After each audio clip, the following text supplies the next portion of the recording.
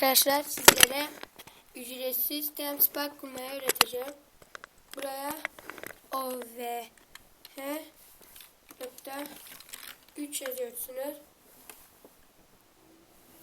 Çıkmadı, bekleyin. Temspark OVH.3 buraya tıklıyorsunuz ve buradan çevirde basalım ben.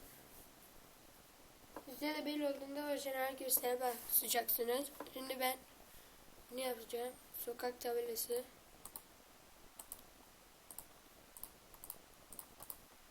Olmaz, çok zor. Şimdi işte server bu.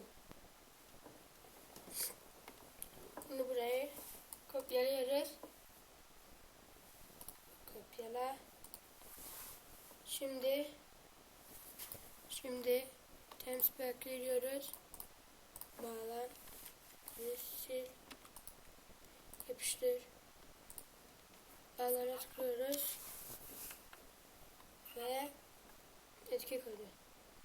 Etki kodu da öğreteceğim. Etki kodu burada. Bunların hepsini birden kopyalıyoruz.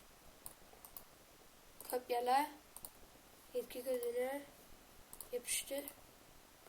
Ve bu kadar. Görüşmek üzere. Tekrar beni izlemeye ve abone olmayı unutmayın.